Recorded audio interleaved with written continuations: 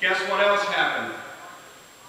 At that particular time, the old varroa mite thing, finally we understood what was happening.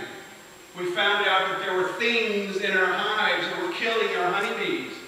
And had been killing our honeybees since '87. We just didn't know it. Notice when I got back into it. Right as the varroa and tracheal mite was becoming a major problem. Now, what happened? Let me just tell you a little bit about this. First 4 years I was beekeeping, I read all the books. And the books said, hey, look, you can harvest in September and get the fall honey flow, right? And then feed your bees sugar water, build them up so they have enough supplies for the winter. Sounds like a great idea to me. So that's what I did. For those of you out there looking at my slide, do you see a common element going on in the death of my colonies? What is it? October. They're all dead by October 1st of November, right? That tells me something's going on. If I collect honey in September and October, I've missed the mark. So I started reading more. By the way, guys and gals, if you're going to do this and you're going to do it right, you need to find out as much as you can.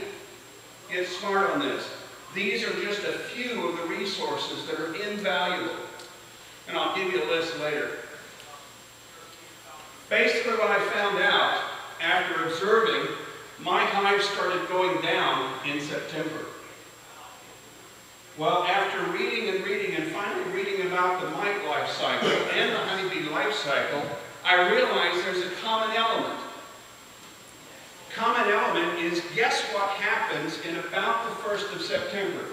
The queen changes her laying pattern. What does she stop doing? Say it again. Laying drones. Whoa! What's the preferred food of the varroa mite?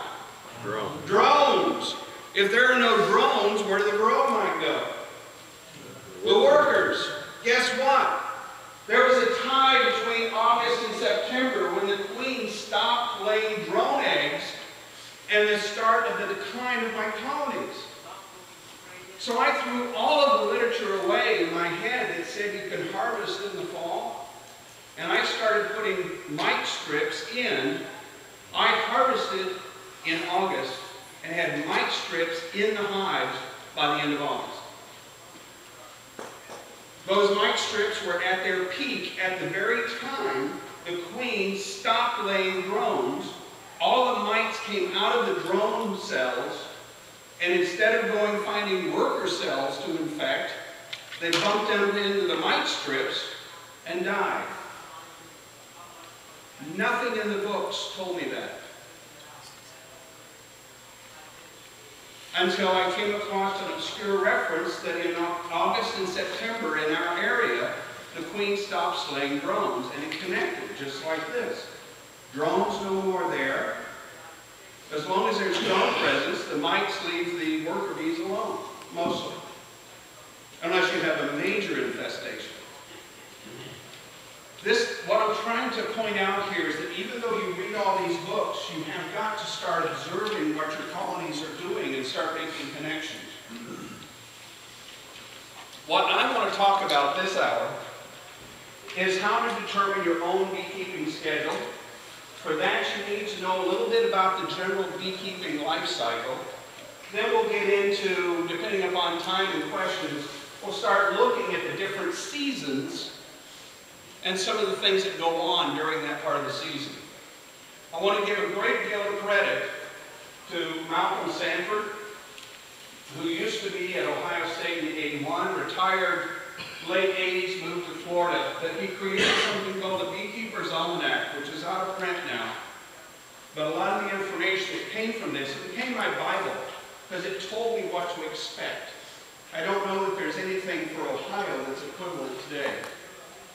I'll be talking about what the bees are doing in each session, what the vegetables, what the plants are doing, which is just as important as what the bees are doing, and then some of the things that the beekeeper needs to do during that time. Next hour, for those of you who decide to come back, we'll go a little bit further into the other seasons. References. I've got 3 of the major ones that are absolutely must-reads. Now, you don't have to read them cover to cover, but you do need to be familiar with them, and you do need to have read especially that part of bee life cycle, bee anatomy, some of the boring chapters, wade through them, because the knowledge is what allowed me to make the connection. Predators, diseases, the orange one, bought that about, I think 1997, 98. I don't exactly remember when it was published, but it was invaluable. Oh, terrible to read. It's like reading a dissertation, okay? But it's full of up-to-date information as of the time it was published. It's probably got a new edition out, okay? Which one are you talking about? The predators and diseases, this orange one right here in front of you. Okay, the magazines, both magazines, Bee Culture and American Bee Journal, I would absorb them when they came in. Okay? They have a slightly different flavor and feel, but I highly recommend you get both because of the different viewpoints they give you and the different things they cover. And it's definitely worth the amount of money if you're serious about getting into this for gardening purposes or as a business. That's a good question. How many people are interested in beekeeping because you're gardeners and want to have the pollination effect? Okay, all right. How many are into it or coming to it because they're wanting to make it into an agricultural business? Okay, mostly we're looking, and guess what, guys and gals?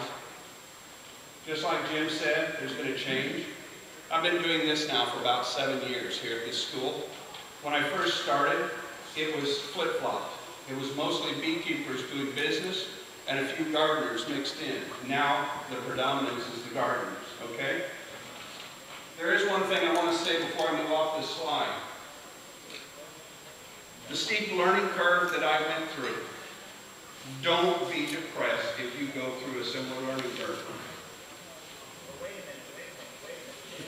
It's very depressing to walk out in September and October and find an empty box with nothing but yellow jackets in it. Been there, done that.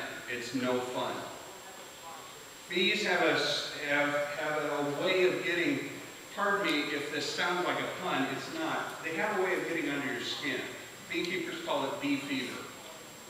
Personally, I think beekeepers like to sniff the queen scent, but who knows? Something draws us to this. For me, it's the associations back with my agricultural roots. My father doing it with him. My granduncle. When I'm in the bees, they're standing next to me. That's part of the reason I do it. But don't